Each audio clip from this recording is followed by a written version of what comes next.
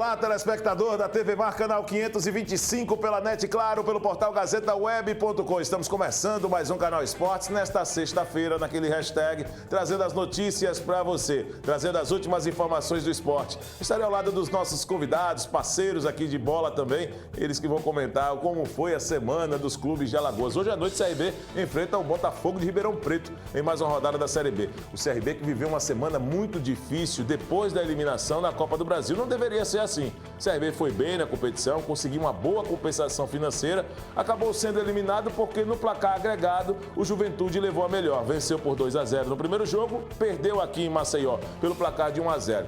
Mas, como nós já repercutimos durante a semana, o que mais chamou a atenção foi a declaração do zagueiro Gum depois do jogo, alertando para situações internas do CRB que o grupo contornou. Ele tem a braçadeira de capitão, ou tinha até o último jogo a braçadeira de capitão, e estava ali como porta-voz do grupo do CRB, no meu entender.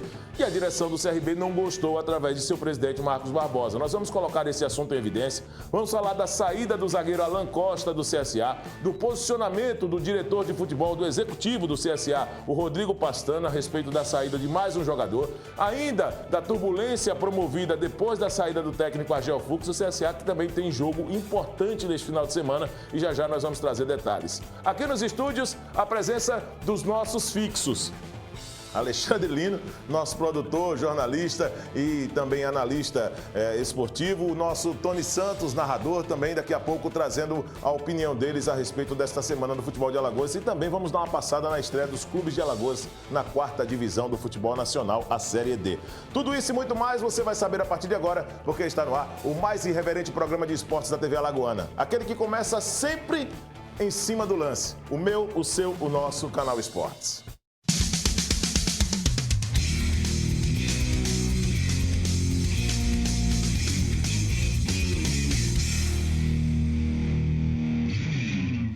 Beleza, vamos lá, começar o programa. Quero cumprimentar os meus parceiros. Tony Santos, obrigado mais uma vez pela presença. Lino, parceiro, obrigado mais uma vez pela presença, né? Todo mundo naquele clima de isolamento social, vocês aí e eu aqui, tá certo?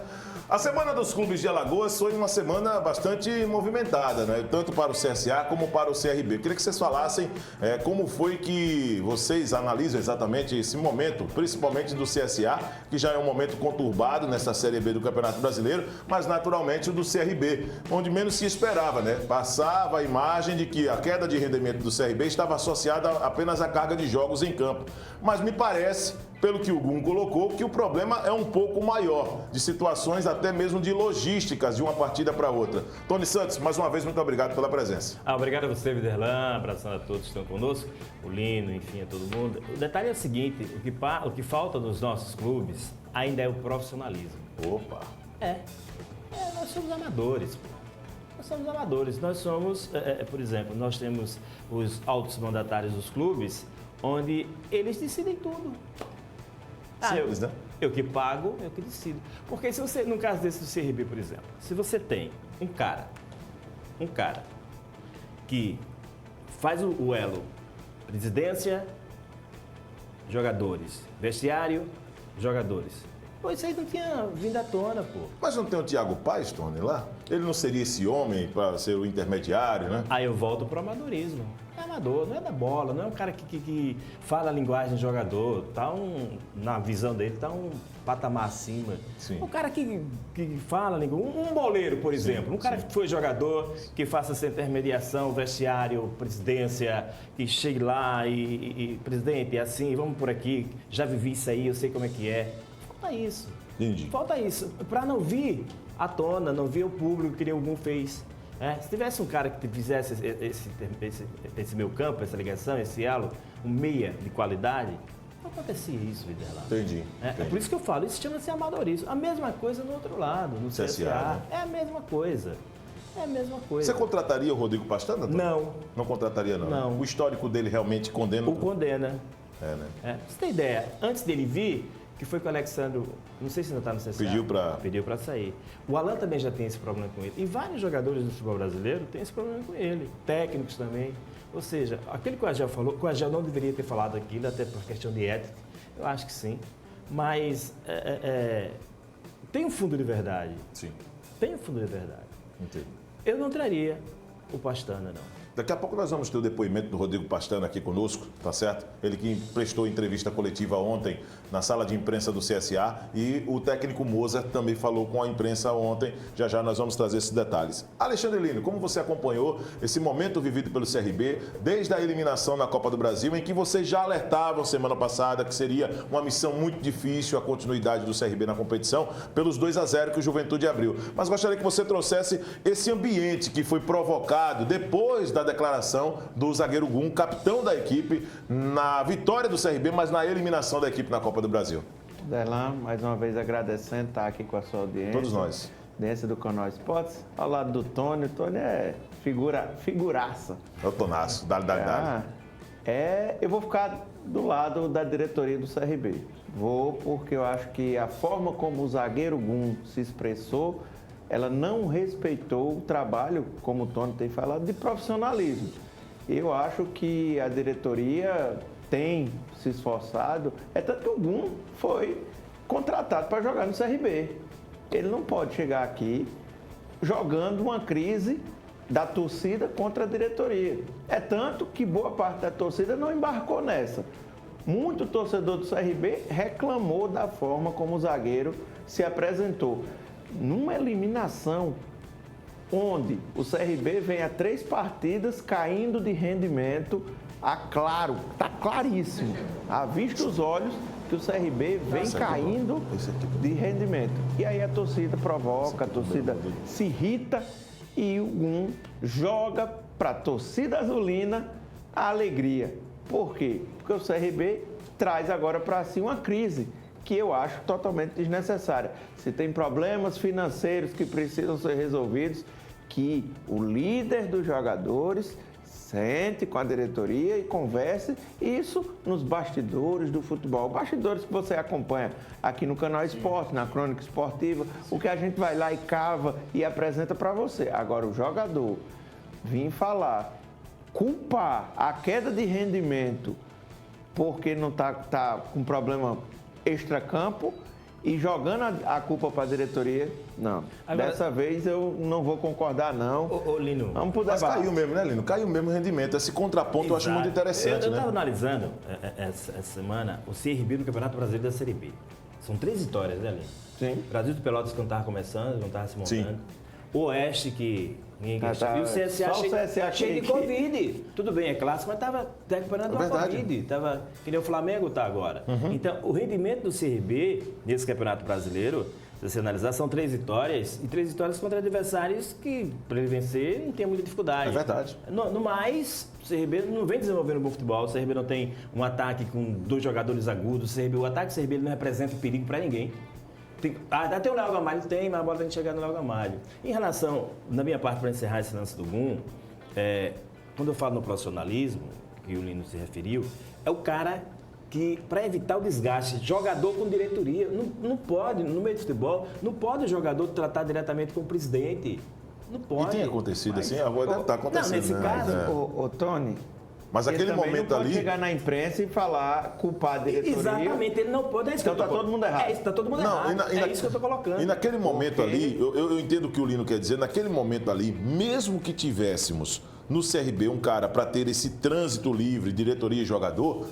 O que o Gum fez, nenhum diretor de futebol poderia impedir, porque foi depois de um jogo, mas né, ele não falaria. Ele não falaria. Ele já seria orientado a não falar, ele entendeu? Não falaria. É a coisa que tem que ser contornada. Aí, Tony, a gente não tem como prever, né? A atitude, né? A atitude, né? Não, mas então... Não, mas se tivesse sido contornado antes, isso aí, tivesse sido contornado... Tô entendendo. Entre o cara que faz o elo de ligação com a direção e jogadores, aí isso aí não teria acontecido. Mas aí, é por isso que eu fiquei do lado da diretoria. E se não foi contornado antes? A gente tem a certeza que possa não ter sido contornado, possa não ter sido, e os jogadores estejam querendo mais? Ou isso não tenha chegado também ao próprio presidente do CRB, porque o que ele disse na Rádio 1020, que é a sua emissora, ele disse lá na entrevista para o Luciano Costa o seguinte, que não estava sabendo do que se tratava.